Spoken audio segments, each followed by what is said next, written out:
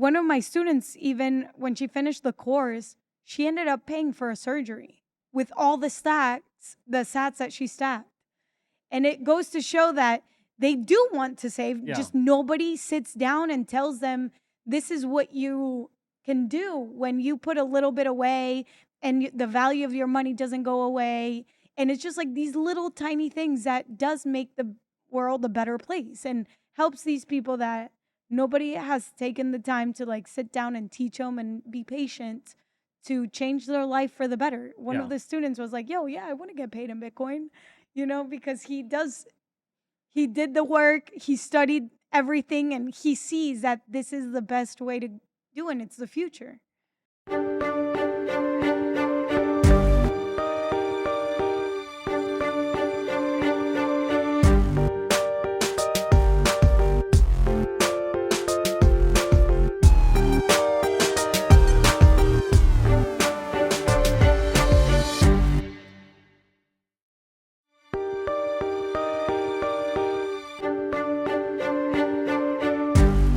Isabella, we finally got you in studio. What a dope intro. You like that? I love it. Yeah. This No, is I such love an it. honor. Thank you so much for having me. How's the week been so far? I'm obsessed. I actually need to post a video about having a petition to have conferences so close to the beach. They are so underrated.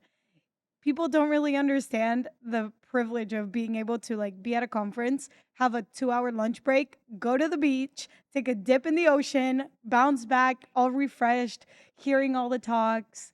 So Go see sunset after the conference finishes in the day. you guys are Yeah. onto something. And it's the new version of how conferences should be. Like, let's just move from the events and like the big all the fancy things and like just go back to like the grassroots, like small little talks where you actually have one stage, not 20.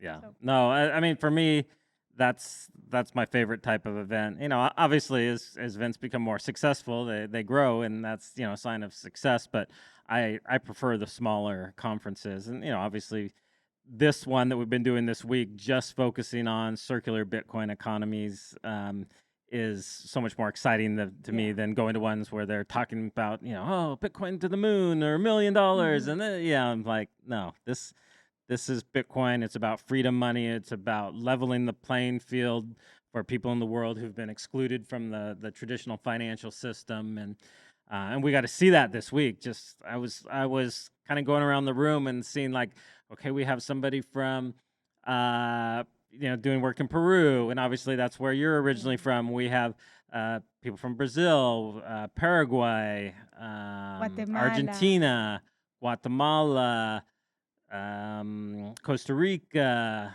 El Salvador, of course, Yeah. the number of Dominican Republic, and then Mexico. South Africa, Nice. We had Bali. 15. There was just so many people like Wow. represented from so many different places. Haiti, yeah. Haiti So too. it was so cool to see all these people come together, and most of them didn't know each other before No. this, and just to see how quickly like the friendships and the bonds formed, it's been it's been a very like emotional and very fulfilling week. How did it feel for you? Because I feel like you're sort of like the granddaddy of all the Bitcoin circular economies. And the thing was, Hey guys, just a brief interruption. We'll get back to the exciting show here, but I just want to really ask a favor that you guys could make sure that you're subscribed if you're watching this on YouTube.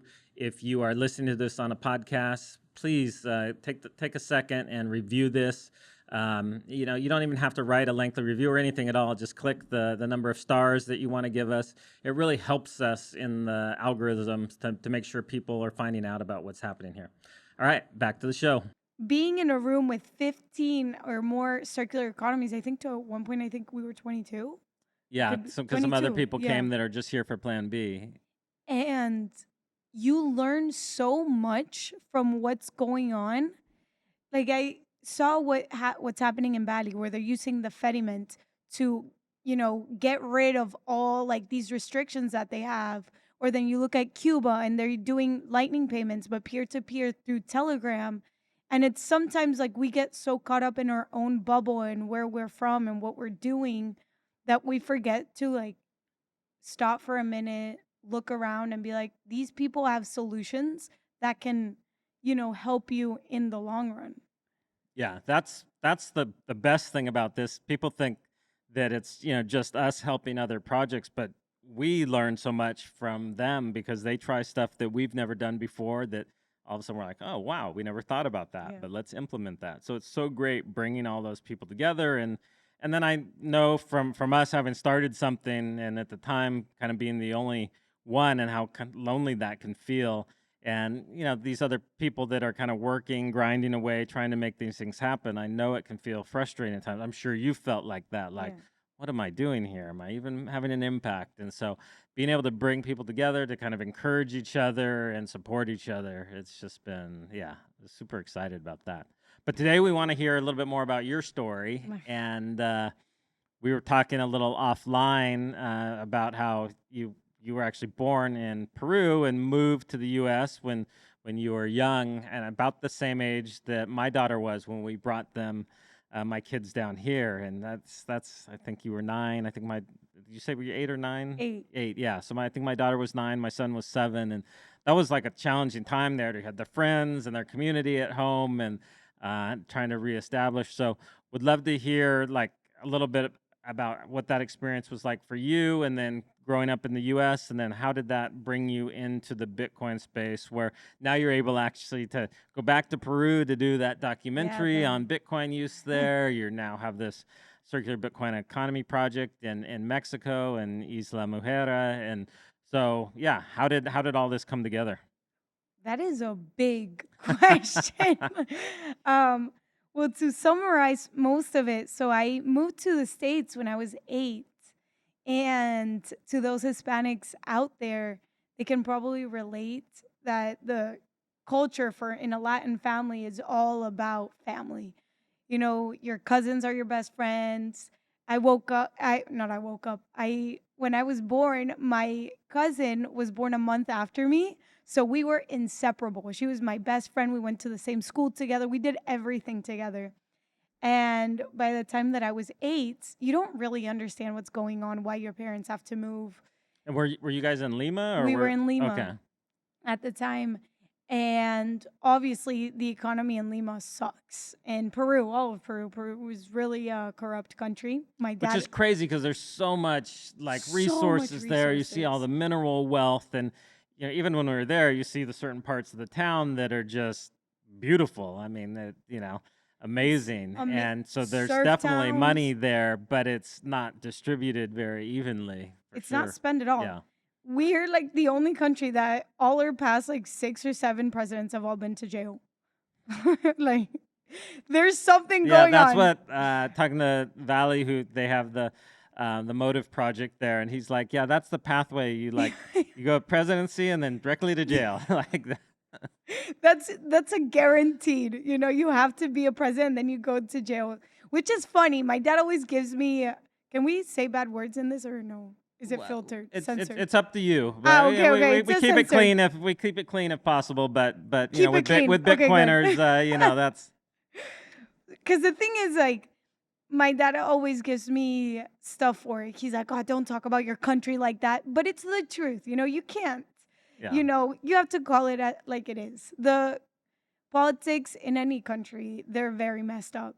So when my parents left to the States, my dad came first. He had an American passport because his dad was American, was born in New York. Anyways, so um, he flew us all out, and they told me that I was coming to move to Mickey Mouse. I was like going to Mickey Mouse house. So they're like, "Oh, Disneyland here. This is where you're gonna live." No, we moved to Naples, Florida, which is the complete opposite of Disney World. Very chill, where all the retired people live. And I was the only sort of like growing up, sort of the only Hispanic person. And in Naples, it's not that they don't know that there are other Hispanic countries. They just assume that anybody that speaks Spanish is from Mexico. Ironically, I end up in Mexico, But growing up my whole life, they were like, yeah, you're Mexican. I'm like, no, I'm Peruvian. There's a huge difference. Well, a Uh, lot of Americans just think anything south of is, Mexico, I mean, south of the border is is Mexico. Mexico. They know like Brazil and Argentina are down there somewhere, but yeah, they just like, yeah, They've heard of Brazil. They're like, oh, Brazil, or automatically Mexico. yeah, Which is funny, oddly enough, that I ended up, moving to Mexico.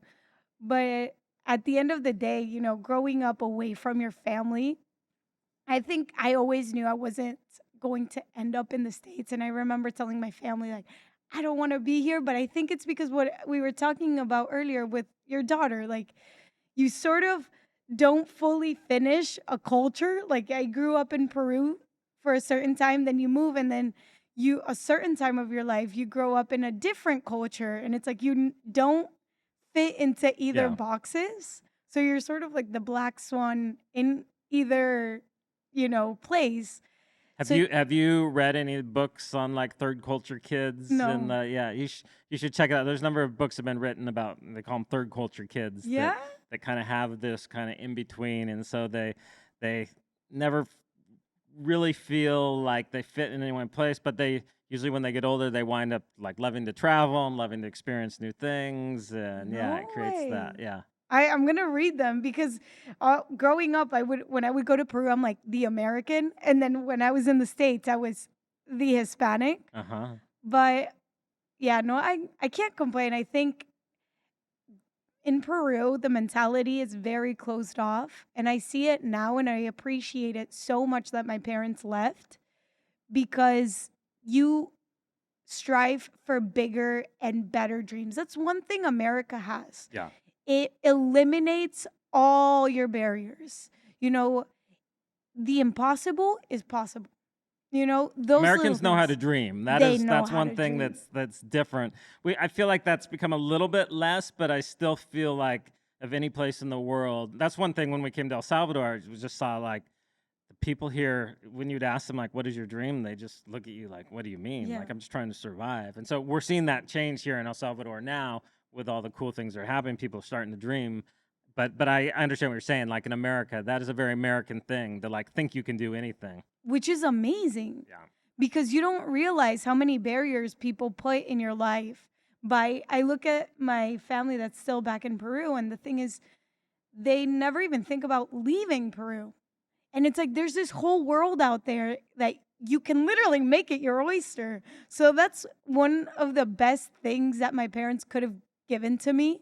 And I think you could incorporate that to your kids and, to dream big because you're American. You grew up there. Yeah. So it's sort of like that spark and that magic of dreaming and having these aspirations. It doesn't matter if you accomplish them or not, but like striving for bigger and better things at the end of the day, that's what life is about. Not staying in a 9 to 5 job and, hoping for the weekend. When you look around, and I feel like the Bitcoin community is a lot like that, it's like you make your own reality at the end of the day. Oh, definitely. So how did this 9-year-old Peruvian girl that got transplanted to Florida? What was the path that led you into the Bitcoin space? First to discover Bitcoin and then decide that that's kind of where you wanted to invest your energy. So what ended up happening was I finished high school in Naples and I went to the University of Miami. So I studied there journalism. And when I graduated in 2020, it was May of 2020, peak pandemic. I thought, Did you even get to have a graduation? no, Yeah, I never that's walked. Never walked. My graduation was on Zoom. It was the saddest oh thing ever. man, so No, crazy that we did that to people. it's Yeah, the stupidest thing yeah. ever. I thought, obviously, um, low key, I'm an overachiever. I love to like.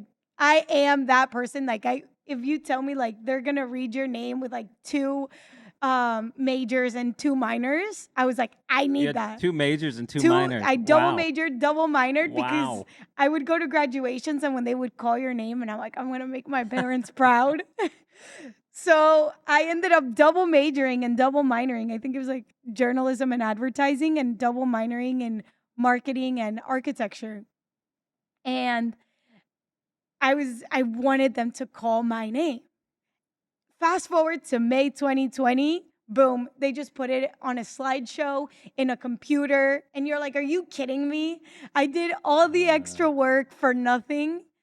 Whatever. I was well, like, you have those experiences and those skills now, so yeah. they can't take that away from No, you. they But can't. that I'm sorry, that sucks. That No, there's it's nothing else to say. nah, yeah. We were the only generation that didn't walk. Uh, They moved the graduation to December of 2020. And they decided a week before, when everybody was already arriving, because University of Miami is very international, yeah. so everybody would fly from all over the country. They're like, yeah, we're not going to have it in person. And we're all like, what the heck? But Uh, whatever. So I graduate, and then I end up thinking like, oh my gosh, I'm automatically going to get a job at Telemundo because I was interning there. That's how it normally is. I had been in that company for like 3 years, working in different departments. And my goal was to be on TV. I wanted to be a TV host, make people laugh. That's always one thing that I've always wanted to do, make someone's life better and lighter and look at the bright things. And I thought TV was the best way to do it. So when I graduate, they're like, yeah, we can't hire you. We're actually firing the biggest stars. So we're not even going to onboard new people. And you're no exception. And all of a sudden, a friend of mine suggests, like, I've always been I love to work. I've been working since I was like 14, 15, whether it's babysitting or, working at the mall. And I hate not working. So my friend of mine was like, "Oh, well, here's a friend. Everything's connections in Miami." So he had a fulfillment hub, and it was back in the time where, the exporting and shipments was booming, but I still wanted to do journalism. So I pitched them the idea to do an ecom like company of news, like ecom daily news. That was the uh-huh. name of it. And we talked about anything that had to do with the internet, shipment, and they're like, oh, yeah, you run this, whatever. You can do it. It'll be like a bonus for the company that was called Fulfillment Hub USA. And the Bitcoin conference comes up. And I didn't know much about Bitcoin. I had heard about it during my university years. I never invested in it because I had no leftover money to invest in. I just had to, like, pay bills and everything. And my boyfriend goes, you need to cover this. You're covering Ecom Daily News. Go to the conference. So I pitched the story to my bosses and I was like, we have to go cover it. There's a slight issue. The press passes cost like $200, $300. This conference was the one in Wynwood 2021 Uh-huh. when they announced Yeah. the El Salvador is going to be Bitcoin legal tender. You had bolivars everywhere. Wildest conference ever. So what did you think when you showed up, having not really any background in this? You're like, I was and that was the first conference that I think Most people anywhere went. like post COVID. Like they moved it to Yeah. Miami because that was the only place that would let them host it. But still, a lot of people were like telling them how crazy and irresponsible it was. And I was orange pilled immediately. That's the thing. I went there, and the people I've met were the smartest humans I had ever talked to. And I was like, these people are onto something. I don't know what it is. I remember taking all my money from the stock market and investing in Bitcoin. And I was like, you know what? I'm all in. I don't know what it is. Peak bull market. It was 69,000. you So got to buy in at the top your first yes, time. So you have to. I didn't care. I was like, you know what? They know yeah. what's up. They've done the legwork, and obviously the bear market happened right after, which made me learn so much. And I learned individually what Bitcoin was, and mostly the ethos related a lot to me. I don't know if it's because I'm a middle child and I love to rebel. I hate people telling you what to do, like I'm very much like sort of like fuck the government in a way. I hate rules. Yeah. And that was one of the things that stuck out to me the most between Bitcoiners, that they're very like free and free minded, free, like sovereignty is such a huge pillar in their beliefs. And that's how I ended up in Bitcoin. So how did you make the transition from the fiat job that you were working to being able to kind of parlay that At into the working, doing stuff for Bitcoin Magazine and kind of moving into that space? So I ended up quitting the TV, not the TV set, the Ecom Daily News one, and I got a job in TV, in the TV industry in Hola TV. So Hola TV is international, and it was in Spanish. So I did fulfill my dream of being a TV host, but that dream was not what I thought it would be. It's one thing what you see on camera, Yeah. but what you actually when you're living that, it's not life. Um, so you get minimum wage, you get paid less than a McDonald's, full-time employee.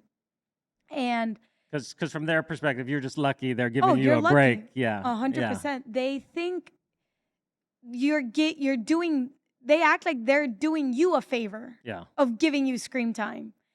So though like the incentives there are so messed up, the culture in TV is not what it seems. The way that they treat you is disgusting.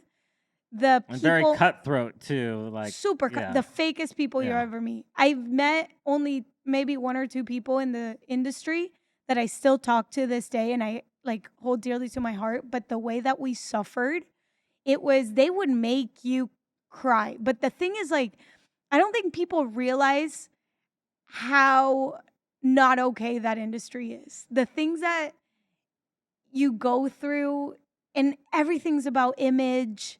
I remember one time I was gonna go on camera and it was live to take. So you don't do a re-over. You just record and it is what it is.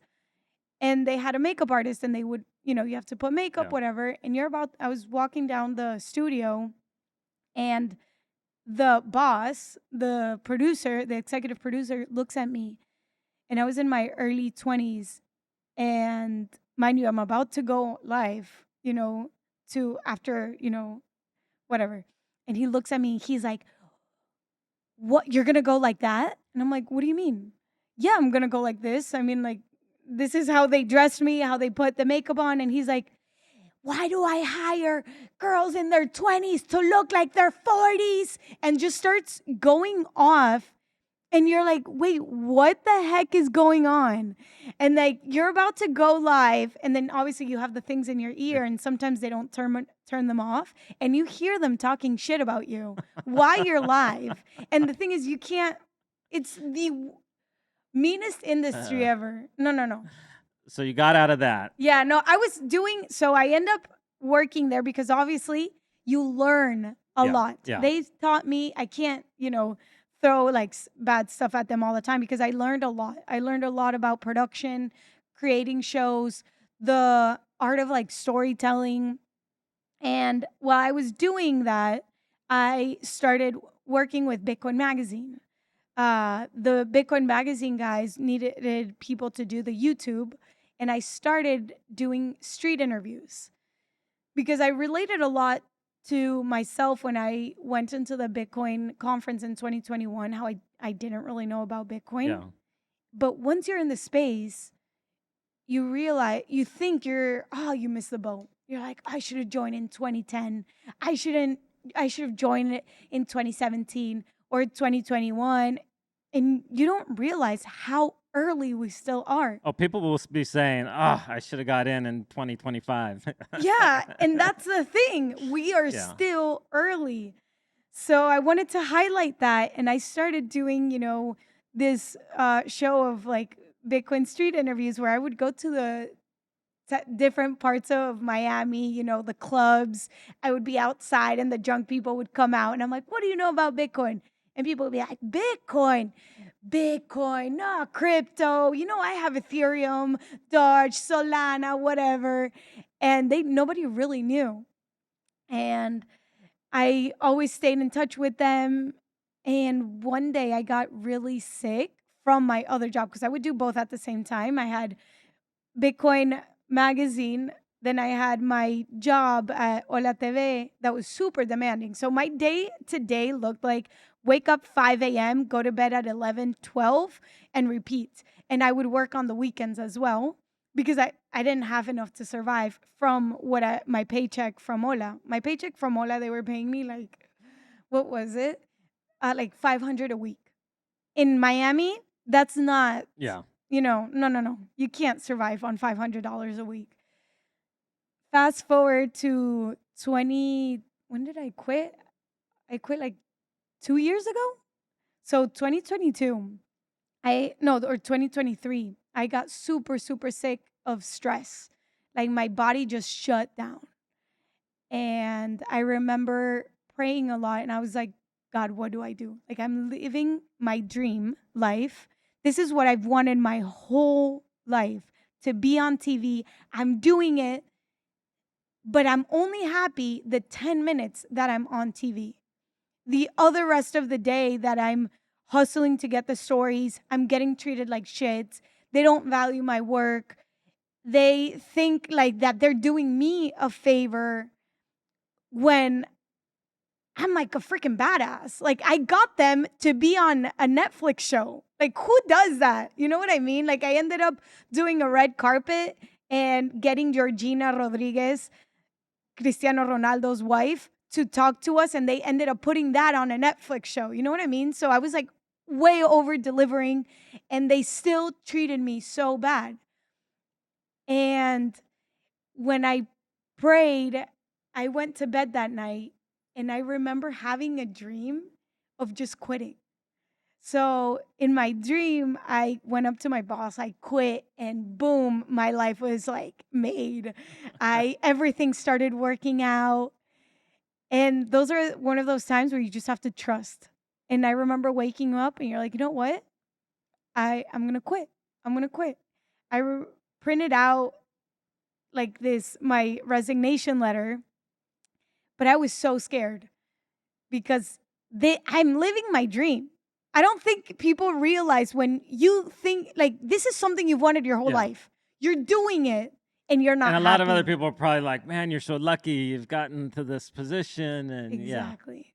So it was a hard decision. And I woke up that day. So when I go to the office, everything was just lining up for me to quit.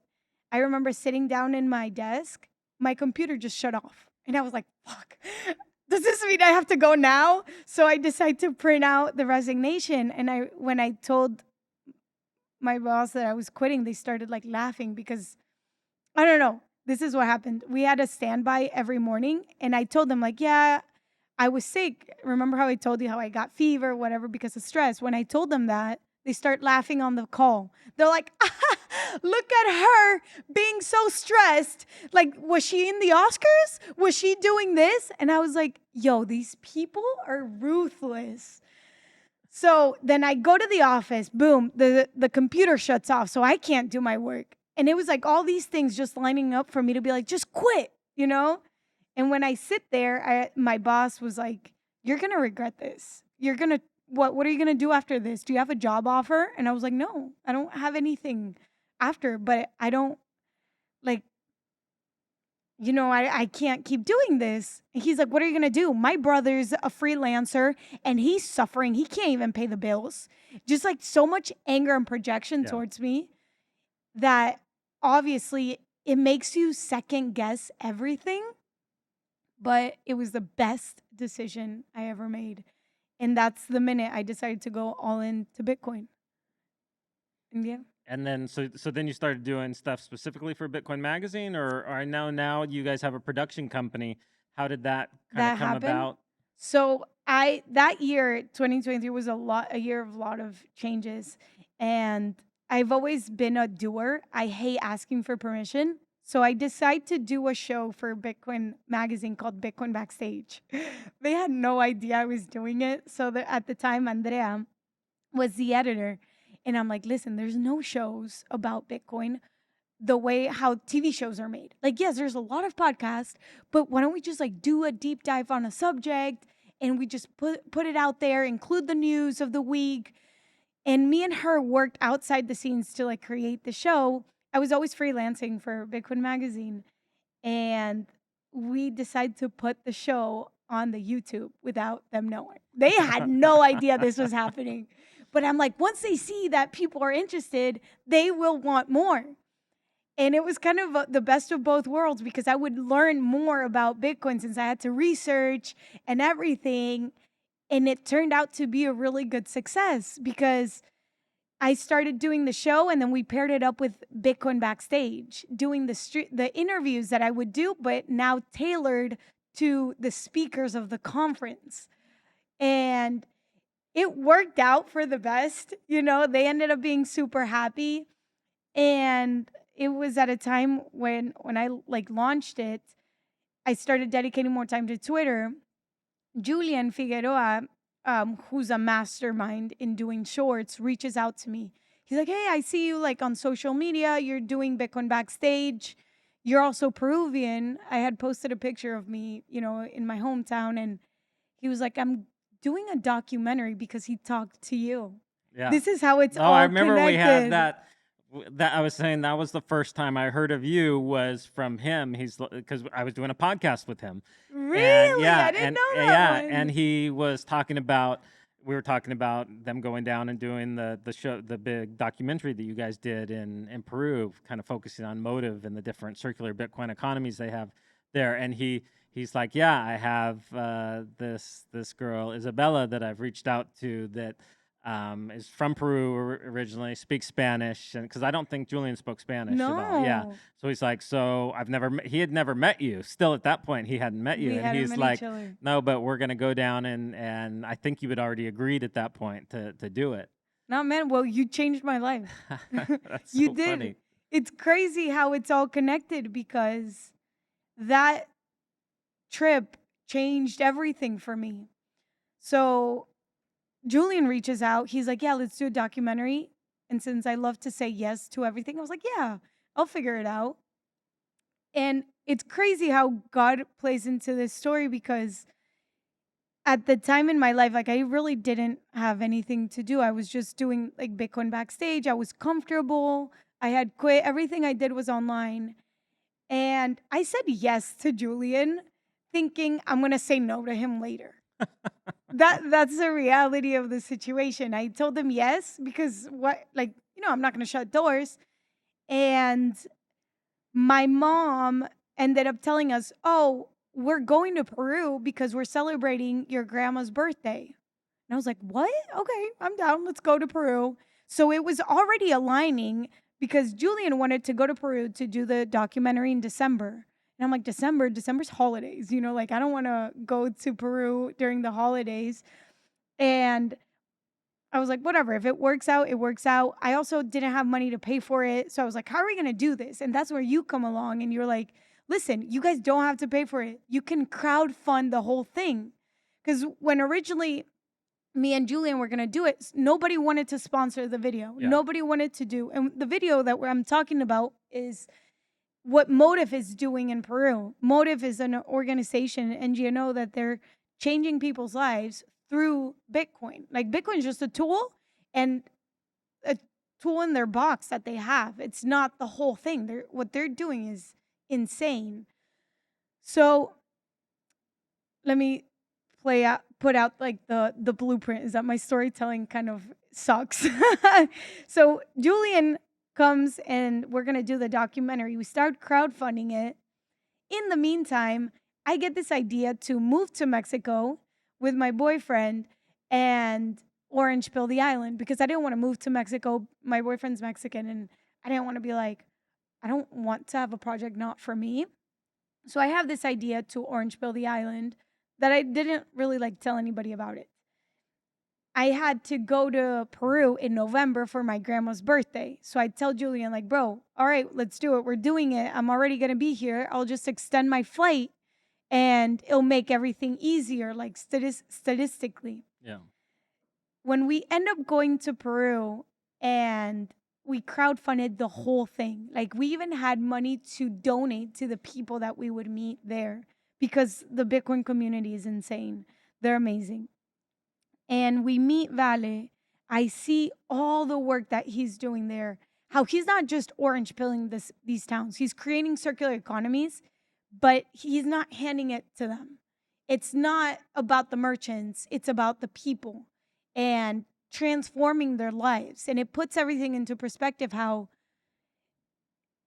nobody takes the time to make these to teach these people how to succeed in life. It's sort of like these are the cards you're dealt, and you're not gonna excel in life. They don't have that vision. It goes back to what we were talking in Peru. Like they have such closed mindsets that they don't think outside of the box. They don't dream big. They don't have that.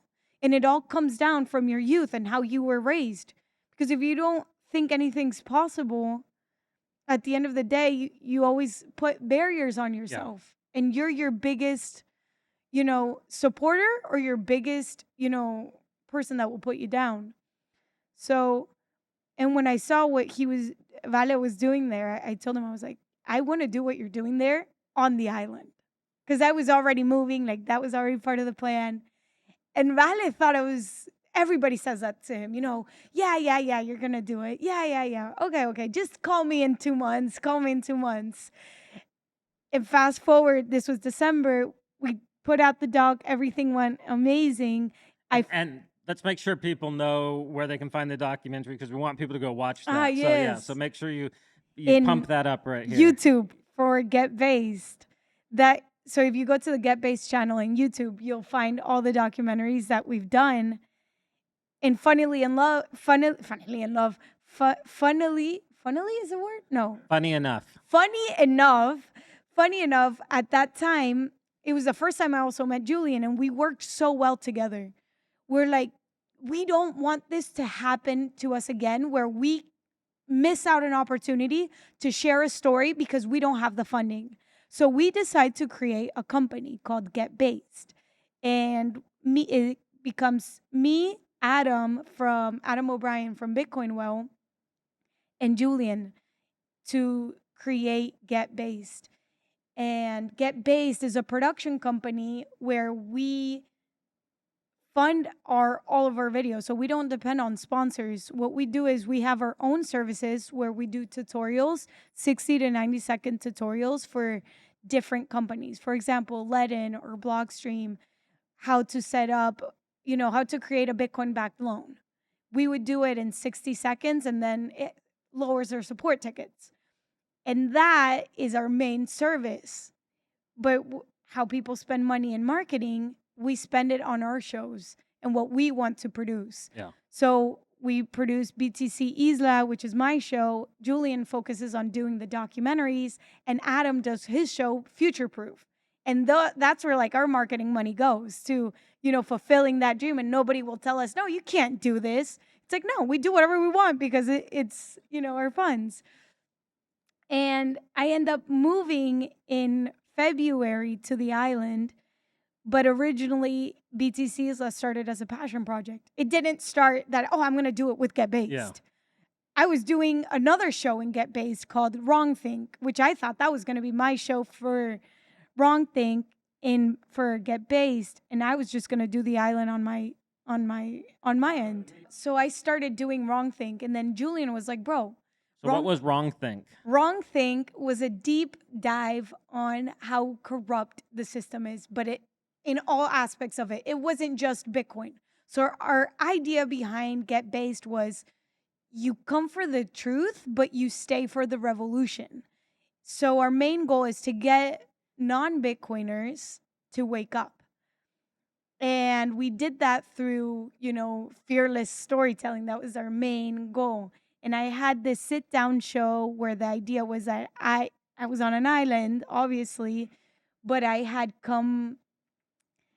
if you see, I think if YouTube channel. Yeah, go to the playlist. I think you can still see Wrong Think there. There we go. Wrong Think. It's the third one where it says poison. There we go.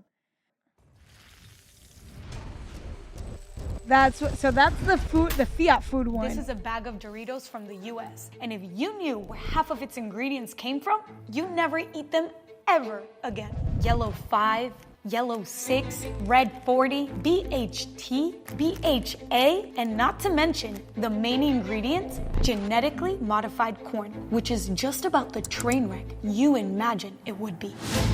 Half of the chemicals and cultivation practices for these ingredients are banned outside of the US. But in America, They're literally in everything. Why? Because food companies in the US don't feed you. You feed them. With a little help from Uncle Sam, this is how some of the worst companies in history made it to the top of the corporate food chain by poisoning you for profit. So obviously not sponsored by Doritos there. No, no, we actually like that episode. I was reading the script, like 2 days ago, because you realize how DuPont is a fucked up company. Yeah. No, it is crazy.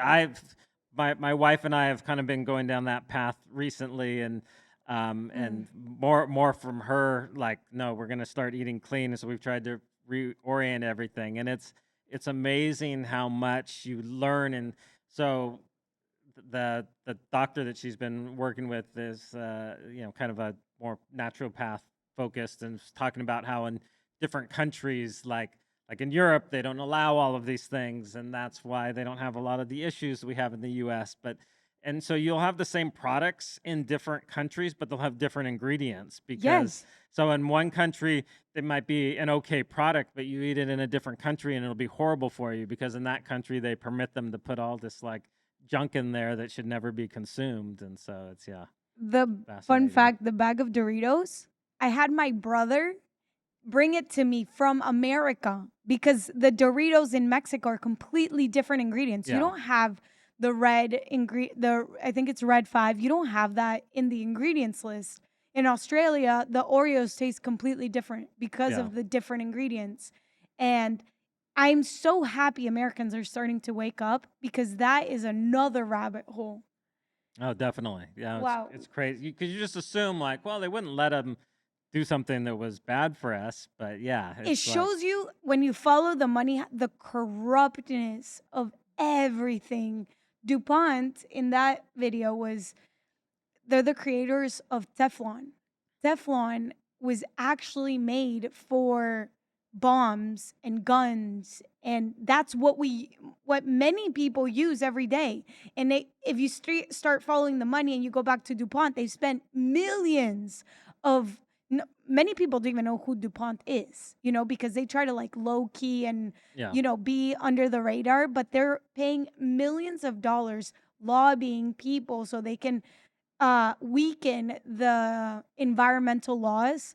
Then they spend other millions of dollars to paying for scientists to prove that their products are actually not bad for you, when the studies show completely different and yeah. otherwise. No, it's crazy. So Oh, okay.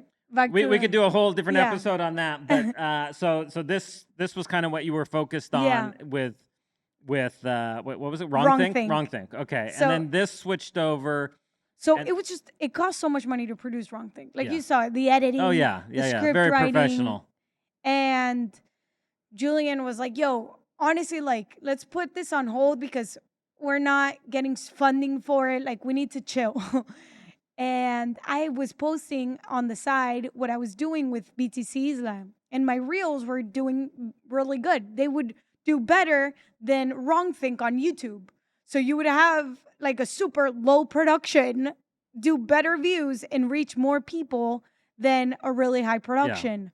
Well, I think And people like that authentic, like They not love it. polished. This like Yeah. this is real life, and I think the way you do it too, you like when things aren't going well, you're very honest about it. Like, oh, we only had one student show up today, and so I think people like that. They like that honesty. because most people only show the good, and Yeah.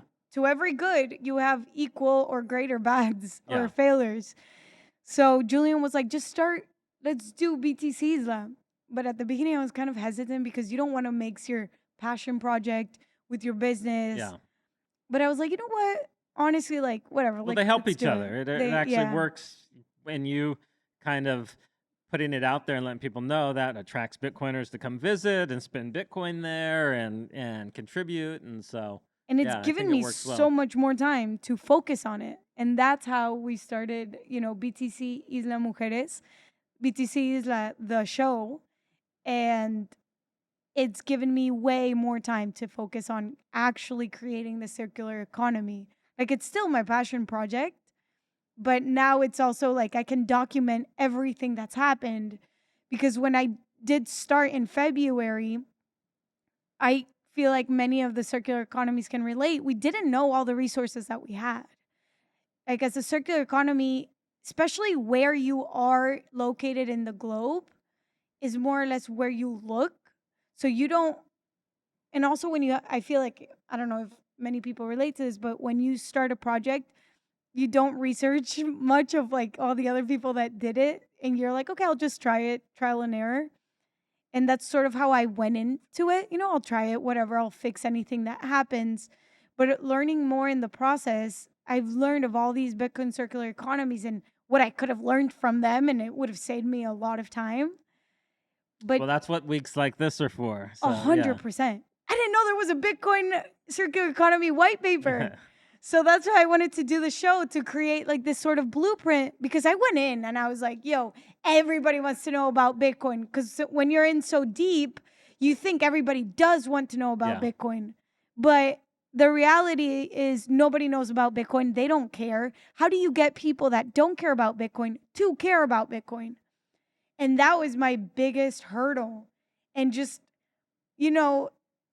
having merchants not wanting to accept Bitcoin the first time, like the rejections you get, the eyeballs that you get, people thinking that you're being called crazy, or like, what do you mean? Scammer. A Yeah, scammer. you're trying to. Because people have Yeah. scammed these people before, Yeah. which blows my mind, because I'm like, how can you scam people that at least have things in life? Like, what goes through your head? Yeah. You know? Well, a lot of times the poor are the ones that are victims of the most scams. They're Like, the victims yeah. of the most scams, for sure. So, do we have any clips of the island or the classes? So this is Isla. That's Isla Mujeres. Okay. It's 13 kilometers long and 3 kilometers wide. So it's super, super tiny. Looks There's- beautiful. It's amazing. We have the best of both worlds, because we have on one side, on the west, I think it's the west, but we have more of the waves. Okay. And then on the east, you have the pool-like ocean. Yeah. So you can explore both in less than 3 minutes. Nice. There's 22,000 people that live there, and around 250 to 500 different merchants. And my mentality was, if I can do it, anybody can do it. Because once you get more into Bitcoin, you realize you want to reach hyper Bitcoinization. What would that even look like? And everybody's talking about, we can't scale to 8 billion people. So I kind of wanted to test it out, that theory of like being, okay, if I can do it from zero, from having nothing to building something, then we're onto something. And also test out like what can go wrong, what's missing. Like, now that I'm doing this, I realize like there's a huge barrier to entry from using Lightning to on-chain. Like, many people that live in the States, they don't realize that these people have to use Lightning. Oh yeah. Like, on-chain is probably not their wildest dreams is to do on-chain, because the amount of money that they get a day, they probably make around like what, $12 a day. That's what it cost to put your money on chain, your Bitcoin on chain. So it's these huge barriers that we need to work through and give to the developers and the problem solvers out in the world to help find a solution. So Bitcoin circular economies, I think, are super underrated and underappreciated, because we're actually testing out the theory to see if Bitcoin will be our final money.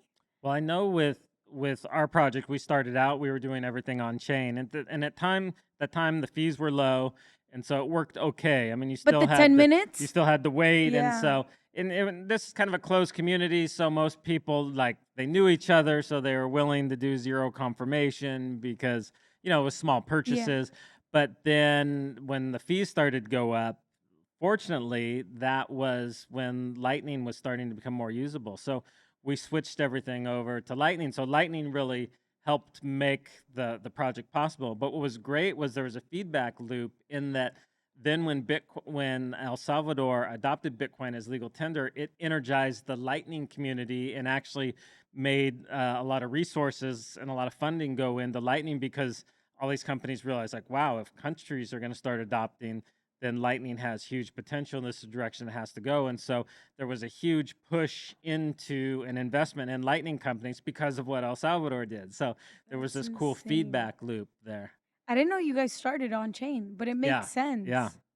Because the thing is, a lot of Bitcoiners online are criticizing people that use Lightning, but it's like, what's another solution? You can't, if you want to use Bitcoin on a day-to-day basis, like as money or sats, you need to bridge that gap. Even in the white paper, Satoshi says we have to find a solution Yeah.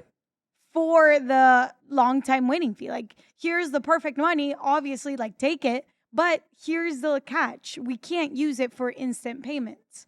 In a society where everything's automatic, everything's you get it under 10 seconds. It's not like back in the days in the 90s where you have to wait, people don't even know how to be bored nowadays. So instant, like even when your phone takes 10 seconds to pass the transaction on Lightning, you hear people, like you feel people getting jitty, like, oh, is it going to go through, Yeah.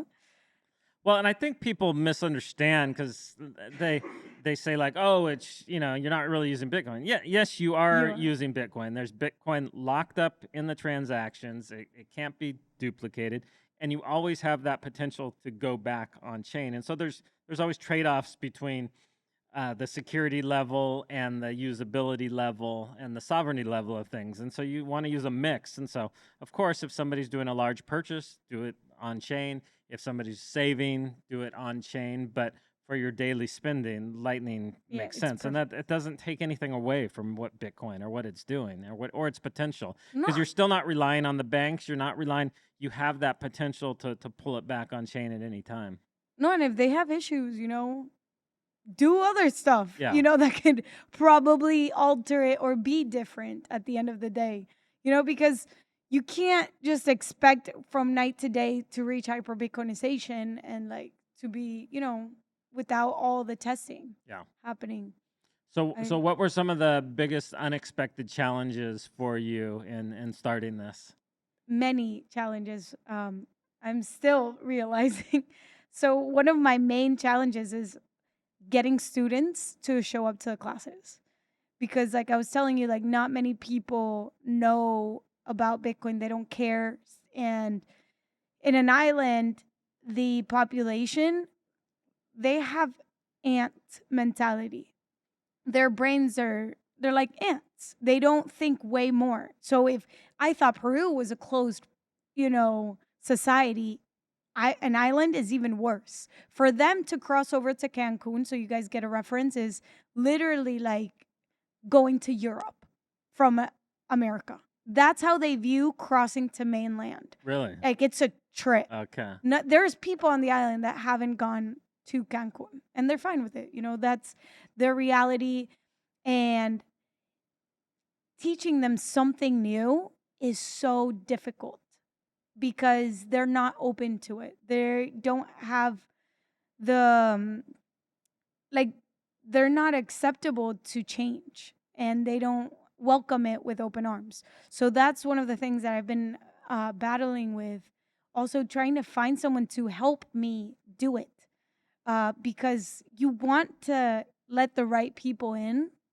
And what I've been realizing is many of the circular economies are tied to like sort of already built, not yet like volunteer facilities in a way. Like ongoing social projects. Yes. That And I didn't know that.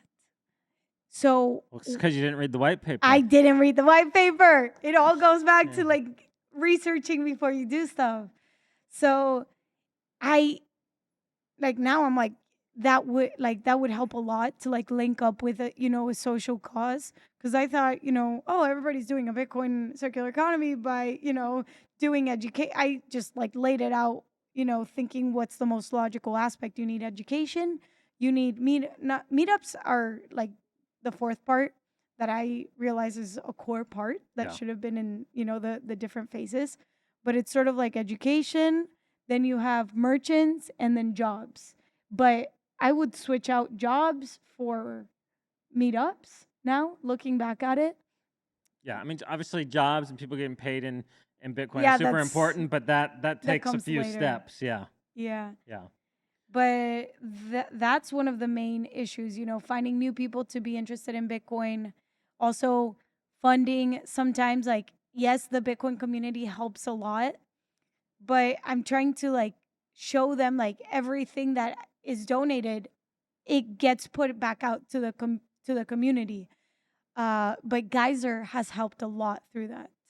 Geyser has made it possible for me like not to depend on company. yeah, I was actually talking to a good friend of mine that has from Mi Primera Bitcoin, and it's that social projects need funding, but at the same time, you don't want to fall back into the fiat way of life where you have to depend on big corporations to fund your yeah, projects. And Geyser solves that by crowdfunding it. Like you don't need to sign up or be part of a certain company to like promote their work by the social work you're doing. So that, and us as Bitcoiners can change that by donating to these different projects and helping them not depend on sponsorship money or big corporations that want to shill. That's why I was talking to the Bitcoin circular economy. He's like, Vale, he was saying, like, yeah, Cardano is like, I'll give you double what you're getting in Bitcoin if you do Cardano. But it's like, you still need to yeah. have your ethical compass to be like, no, like, I'm trying to do this for like the better. I've done the legwork. I know that there's nothing better than Bitcoin. And Cardano is no exception. No, I mean, we've seen that here. Just all the scammers come flooding Yeah, in and they promise you, this, that, and everything. the other because they can just print money out of thin air. I mean, they're just creating their tokens. So for them, it's nothing. And so, yeah, it is super important that we have Bitcoiners supporting all of these All the projects because projects. it is these grassroots projects that I think are going to shape Bitcoin's domination of the world because it will show it how much it benefits the everyday people and why we need to move to a Bitcoin standard. 100%. And also, one of the biggest struggles as well is onboarding merchants that are not full on businesses. For example, taco stands. You have a lot here, not taco stands, but like coconut shacks and businesses across the road that they live day to day. So if you don't have places supermarkets that accept Bitcoin, it's really hard to onboard them and have this like trust and leap of faith of accepting Bitcoin, of getting new business when they have to put food on the table the next day. Yeah. So that's also been a huge barrier because there's, I think you guys have Mercado Pago here as well. What It's is it? Mercado Pago. I'm not It's sort sure. of Mercado Pago is so Mercado Pago comes from Mercado Libre. Mercado Okay. Yeah. Libre, Yeah. Yeah. yeah, From it's from Argentina. from Argentina, which is sort of Amazon. Yeah. And they offer Mercado Pago, which offers Lightning, not Lightning, Bitcoin.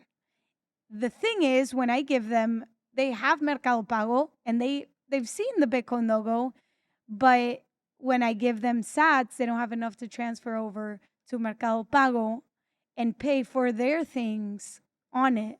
And then also, many of them are not like, so many struggles where many of them don't have bank accounts. Well, none of them have bank accounts. Only one of my students has bank accounts.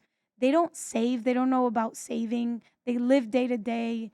So giving them options that are KYC'd, that's non existent. Yeah. Like if something is KYC'd, I can't propose it to them because it goes back. They don't have the bank account, which is good. It's like it has its pros and Yeah. cons, Yeah. Yeah.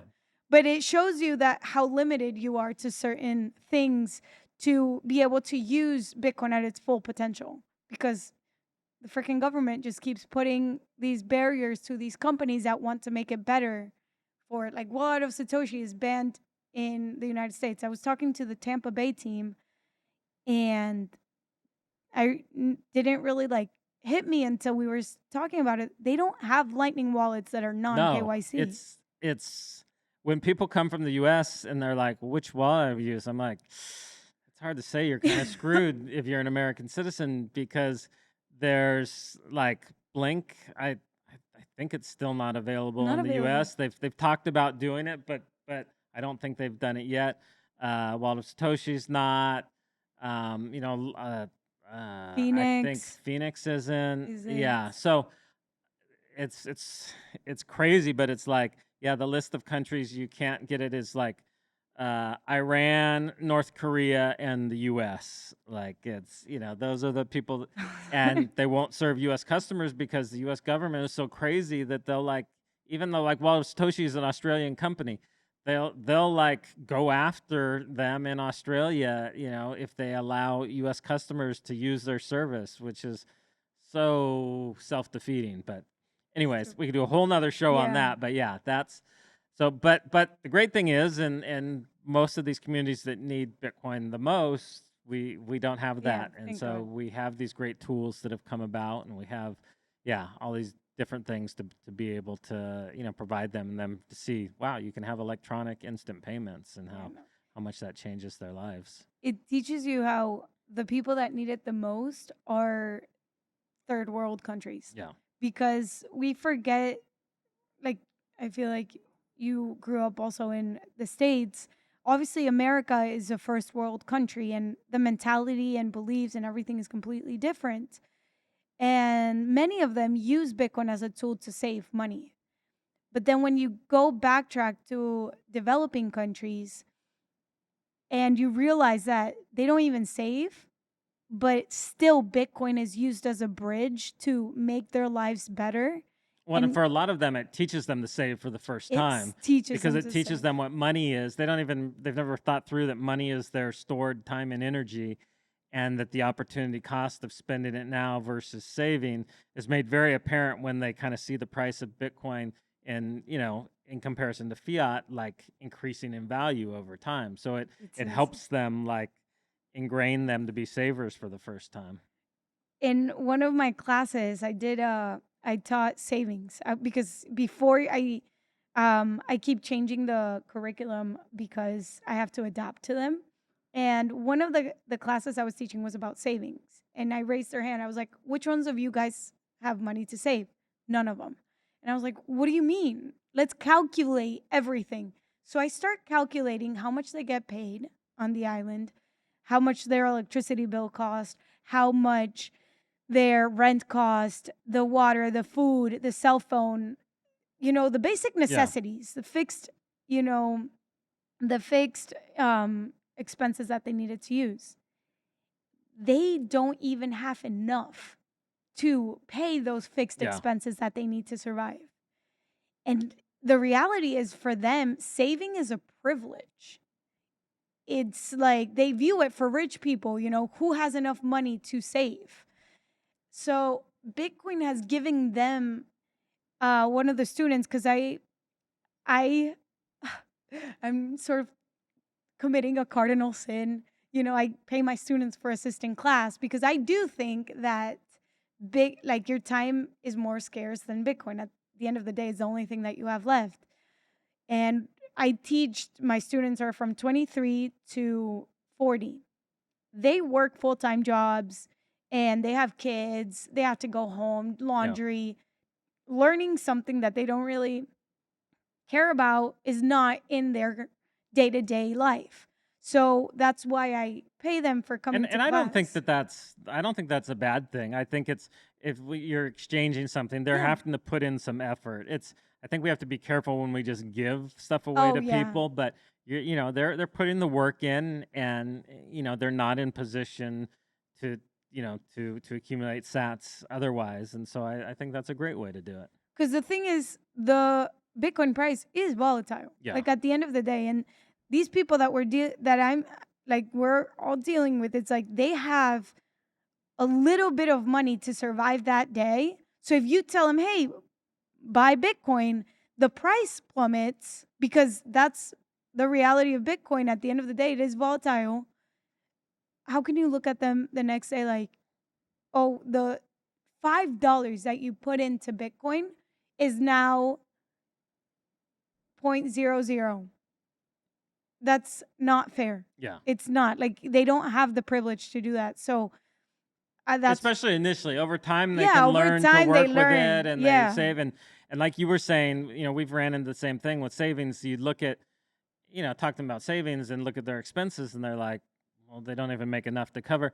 But what we found was once they started living on a Bitcoin standard, they found ways to To do start it. saving. They did extra work or they cut back in areas and found, ways to, got very, took the initiative to just find ways. And then all of a sudden we'd be like, wow, you have enough sats to buy a new phone, or one lady was able to replace her roof, or It's it's crazy how it teaches them everything. Yeah. One of my students, even when she finished the course, she ended up paying for a surgery with all the sats that she stacked. And it goes to show that they do want to save, just nobody sits down and tells them this is what you can do when you put a little bit away and the value of your money doesn't go away. And it's just like these little tiny things that does make the world a better place and helps these people that nobody has taken the time to like sit down and teach them and be patient to change their life for the better. One Yeah. of the students was like, yo, yeah, I want to get paid in Bitcoin, because he did the work, he studied everything, and he sees that this is the best way to do it. It's the future. No, definitely. Well, we could go on for hours, but I want to make sure you get out there and get some surfing in today. So I just want to make sure we cover a couple more things, and then make sure people know how they can find you, how they can support the project. But also, if there's companies out there that are looking for people to produce you guys produce very high quality, very high production value shorts and different things that you can do for companies. So make sure they know about that. But first, I'm just curious, are you having Bitcoiners come to visit you guys at the project? And is that helpful? And is there a certain time of year or a way you would encourage them to come and kind of support things on the ground? Because it helps just people spending sats into the community. No, that has been one of the best things. The Bitcoin community is amazing. This year alone, I've had over 10 Bitcoiners make a pit stop in Isla Mujeres to come and support the Bitcoin circular economy. Did you say a bit stop? A pit stop. A bit stop. I like it though. A bit stop. I thought you said bit stop. I like that. We got to coin that. Yeah. A bit stop. They make a bit stop. Many of them actually are here, but they stopped in Isla Mujeres and then they came to El Salvador. And they not only help by injecting sats, they get so excited that there's the initiative to create a Bitcoin circular economy. So when they're paying in different places, they're like, do you accept Bitcoin? Do you accept Bitcoin? One of the Bitcoiners that is there right now, he went with his wife. They orange billed a taxi driver. Nice. A taxi driver in Mexico is so freaking hard because we have the mafia to deal with. We're not as bad as El Salvador, how it used to be back 4 years ago. But, some areas in Mexico are pretty sketch. We got the taxi mafia, the cartel. I don't even want to say much on camera because Well, I know when we were in, what's that village that's just up from Cancun that everybody goes to? Playa del Carmen? No, Tulum? it's Tulum. We were in Tulum. And we go to take a taxi, and it was literally 2 miles, and they wanted $60. I was like, what in the world? And that's cheap. In Cancun? And then they won't let the Ubers No, operate. they don't let the Ubers come. They wanted to charge me that I live there. I'm a local, $120 to go 2 kilometers, which is less than 2 miles. There was a girl that was doing transporting services at a decent price, $25 transfer from airport to the ferry. The police, for some reason, started tracking her and they arrested her. Well, they're probably being paid off. But fictitious crimes. Yeah. They're like, oh, yeah, you swerved at a family, arrested. And since they couldn't tow her car away, they're like, oh, crap, we're not going to tow her car, so she's only going to pay the fine. It's sick. It's sick what they're doing. It's disgusting. I don't like it. And oh, I hate it. Anyways, Or well, just we'll have to do another yeah, show that on was that. another one. But That's a yeah, deep anyway, rabbit hole. But Bitcoiners coming to the island. back to Yeah. Bitcoiners coming to the island. No, it's amazing. Honestly, if you're a Bitcoiner, you want to go to, a little island off the coast of Cancun, you're more than welcome. We just built a gym for Bitcoiners. So the idea is to also offer these kind of like immersive, we're trying to build a Bitcoin sanctuary Yeah. in a way. So you would come and install yourself at this Bitcoin boutique hotel, and we can give you, your meal plan if you're, a carnivore or you're a vegetarian, you don't want seed oils, and then you have your gym. So you isolate yourself from the world, the bustle and hustle of everything, and you just because not everybody, but most people are digital nomads. Yeah. So you could work there and also help build the Bitcoin circular economy, because at the end of the day, one person can't do it. Yeah. So the more that Bitcoiners come, the students get so excited when different gringos come, or people from Germany. We've had 2 people from Germany come at 2 different times. And we had people from Argentina, from the US, and even New Zealand. We had 2 New Zealanders come, and it was actually the first meetup of 2025.